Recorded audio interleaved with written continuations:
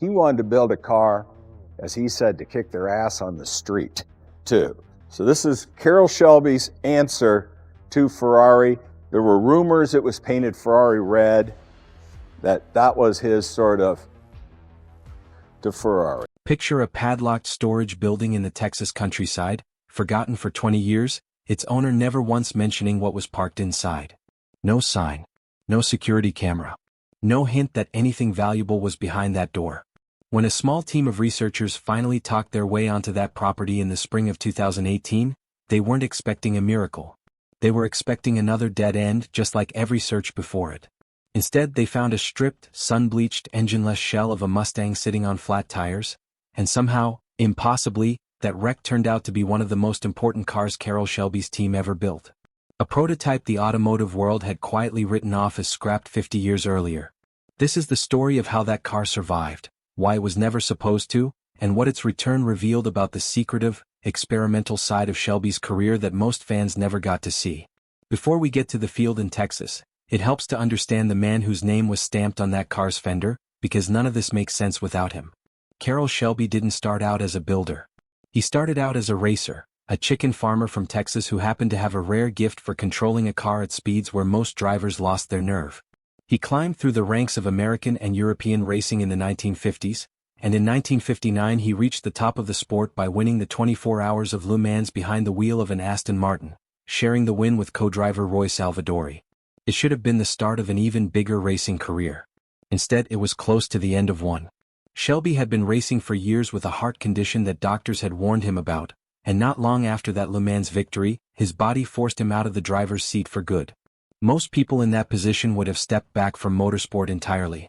Shelby did the opposite. If he couldn't outdrive the competition anymore, he decided he would outbuild them. He took a small, lightweight British sports car called the AC Ace and reimagined it with a big American V8 engine crammed under the hood. The result was the Shelby Cobra, a car that had no business being as fast as it was, and it announced to the racing world that Carroll Shelby's second act was going to be just as aggressive as his first. He wasn't interested in refinement for its own sake. He was interested in results, and the Cobra delivered them on tracks across the country and eventually in Europe. That reputation is exactly why Ford came calling in the mid-1960s.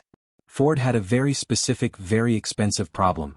Ferrari kept winning at Le Mans and Henry Ford II wanted that to stop. Ford's own GT40 program had potential but lacked the killer instinct needed to actually beat Ferrari on Racetti. Shelby American took over preparation and racing of the GT40, and the payoff was one of the great underdog stories in motorsport history. Ford beat Ferrari at Le Mans in 1966. Then went on to win again in 1967, 1968, and 1969. That stretch cemented Shelby's status inside Ford. He wasn't just a contractor anymore. He was the guy Ford trusted when a project absolutely could not fail. Around that same period, Ford handed Shelby a very different kind of assignment. Take the Mustang Lee Iacocca's runaway sales success, and make people believe it was a genuine performance machine, not just a stylish commuter car. Shelby's team answered with the GT350 in 1965 and the GT500 in 1967, cars that took the friendly, mass-market Mustang and gave it a much sharper set of teeth. These cars are the ones most enthusiasts picture when they hear the name Shelby. They're famous, documented, collected, and endlessly discussed. But the production Mustangs were never the whole story. Behind them was a much smaller, much quieter world of test cars. Machines built to try out ideas before anyone committed to putting them on a showroom floor. Prototype and engineering cars from this era rarely had happy endings. They were built to answer a question, not to be preserved. Engineers would use them to test a new engine combination, a new suspension geometry, a new styling idea, and once the testing was done and the data was collected, the car had served its purpose. Many were simply crushed. That wasn't cruelty, it was standard operating procedure. These vehicles often carried unfinished engineering, untested safety features, or design elements Ford didn't want showing up in a magazine photo before the company was ready to announce them. Destroying them made the paperwork simple and kept prying eyes away from ideas still in development. Nobody involved was thinking about future collectors. They were thinking about deadlines. That's the world one particular 1967 Shelby GT500 prototype came from, a car that eventually earned the nickname Little Red. Unlike almost every Shelby Mustang most fans have ever seen, this one wasn't a fastback. It was a notchback coupe, a body style Shelby American essentially never used for its production cars. Along with a related 1968 prototype nicknamed the Green Hornet, Little Red was one of only 2 notchback coupes to ever wear a Shelby badge. That alone made it strange. What made it significant was what it was actually used for. This was a rolling test bed, a car used to explore big block engine packages, supercharging experiments, and new styling cues that Ford wasn't ready to put into production yet. In effect, it was Shelby and Ford quietly asking, "How far can we push this car?" long before customers ever got to see the answer. For decades, the accepted explanation for Little Red's disappearance was the obvious one. It had gone the way of most experimental Fords and ended up at the crusher. Collectors had old photographs.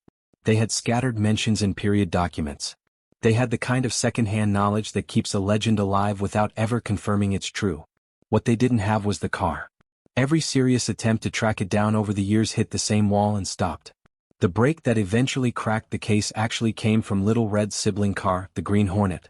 That 1968 prototype had survived and ended up in the hands of Craig Jackson, the chairman and CEO of the Barrett-Jackson Auction Company and a lifelong Shelby collector. The Green Hornet was itself remarkable. It had been fitted with experimental features like electronic fuel injection, 4-wheel disc brakes, and an independent rear suspension setup, technology that was well ahead of what Ford was putting into production Mustangs at the time. While Jackson and restoration specialist Jason Billups were deep into researching the Green Hornet's history, the conversation kept circling back to its long-lost partner. If one impossible survival story was true, could there be a second one waiting to be found? Here's where the story stops sounding like a movie and starts sounding like actual detective work, which is honestly more interesting.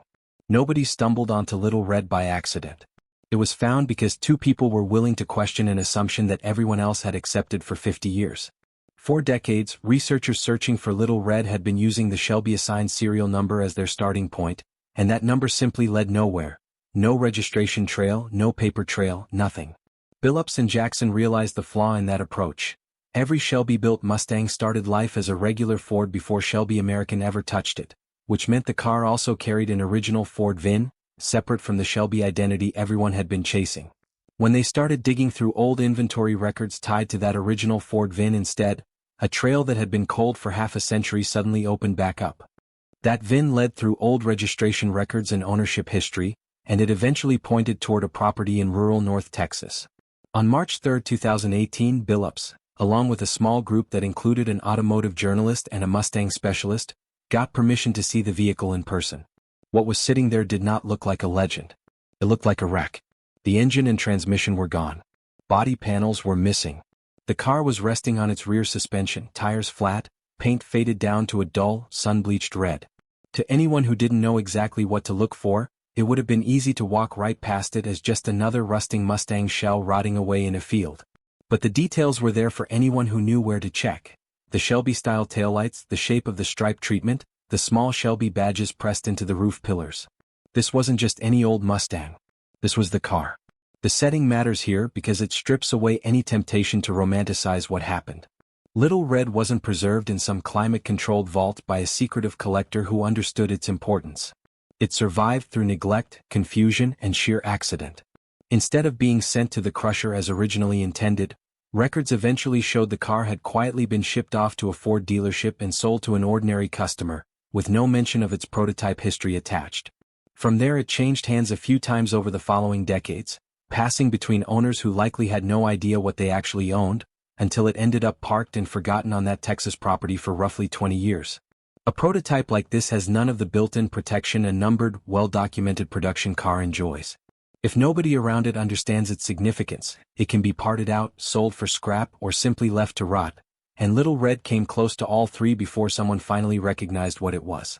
Once Craig Jackson, Jason Billups, and respected Mustang authenticator Kevin Marty confirmed the car's identity, Little Red stopped being a rumor and became documented history. Jackson purchased the car, and the story shifted from, "Is it out there?" to "What do we do with it now?" That question turned out to be its own kind of complicated. Some collectors believe a car with this kind of survival story should be left exactly as it was found. Every dent, every patch of rust, every missing part treated as physical evidence of what it went through. Restore it too aggressively, the argument goes, and you erase the very story that made the discovery meaningful in the first place. Others take the opposite view. Carroll Shelby didn't build performance cars to sit motionless under museum lighting, so honoring his legacy means bringing the car back to running, driving condition, letting people actually hear and see it the way it was meant to be experienced. Jackson's team chose to restore the car, and they treated the process itself as something worth documenting carefully, because a prototype like this doesn't come with a single clean factory blueprint to follow. Experimental cars evolve as they're tested. Parts get swapped, ideas get tried and abandoned, configurations change over months or years of development. Restoring Little Red meant making a judgment call about which moment in its experimental life was worth recreating, based on the surviving evidence and historical documentation the team could gather. The restored car made its public debut in January 2020, unveiled at the Barrett-Jackson auction in Scottsdale, Arizona, and for the first time ever, it stood on display alongside its restored sibling, the Green Hornet. Two cars that collectors had spent decades treating as half-myth were suddenly parked next to each other in front of a live audience, fully restored and running. It was, by Jackson's own description, a moment that turned what had been treated as urban legend into confirmed, verified history. Beyond the emotional payoff of the reveal, Little Red's rediscovery actually changed how historians talk about this era of Shelby's work. The technology packed into these two experimental notchbacks turned out to be well ahead of its time. Green Hornet's independent rear suspension, disc brakes, and fuel injection experiments look less like eccentric one-off tinkering and more like an early preview of features that wouldn't become standard on performance Mustangs for decades. Little Red's own development work, centered on big block power and supercharging, fed directly into Ford's production plans in a more visible way. Its styling directly influenced the 1968 Mustang California Special, a production notchback that borrowed the Shelby-style front and rear treatment Little Red had helped pioneer. In other words, even while the original car was missing and presumed destroyed, pieces of its design were already sitting in Mustang showrooms the whole time. Fans had been looking at echoes of Little Red for 50 years without knowing the source car itself was still out there somewhere. That's really the heart of what makes this story matter beyond a simple rare car found in a field headline. It's tempting to imagine Carroll Shelby quietly hoarding one final secret masterpiece away from Ford's corporate oversight, but the real story is more interesting than that fantasy. Shelby's real secret wasn't a hidden car. It was the environment he built around himself. A working culture where ideas got tested in metal and rubber before anyone asked permission to make them official. He needed Ford's money, engines, and manufacturing muscle to make any of it real, and Ford needed Shelby's instinct for turning raw hardware into something that felt genuinely dangerous on the road. That relationship produced legendary production cars, but it also produced friction because a corporation wants repeatable, predictable products, and Shelby wanted to find out how far a car could actually be pushed. Prototypes like Little Red and Green Hornet existed in the space between those two pressures, and that's exactly why so few of them were ever meant to survive. Collectors care about a car like this for reasons that go beyond a price tag at auction, even though the price tag is significant. Little Red is the only 1967 GT500 notchback coupe Shelby American ever built. It's one of just two experimental Shelby notchbacks in existence. It's directly tied to the styling of a production Mustang millions of people have seen. It was believed destroyed for half a century. And it was ultimately found not through luck, but through people willing to question a 50-year-old assumption and follow a different set of records than everyone before them had tried. That combination of rarity, influence, and a genuinely surprising detective story is what turns a rusted-out Mustang shell in a Texas field into one of the most significant automotive discoveries in decades. It also leaves an open question that's worth sitting with. The Shelby archive has been picked over by historians, collectors, and journalists for generations, and it still managed to hide a fully intact, historically important prototype in plain sight for 50 years, sitting under nothing more exotic than weather and neglect.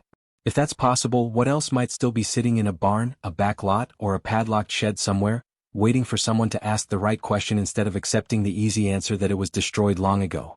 If you enjoyed this story, let me know in the comments whether you think there are more lost Shelby prototypes still out there, and subscribe for more deep dives into the hidden history behind the cars everyone thinks they already know.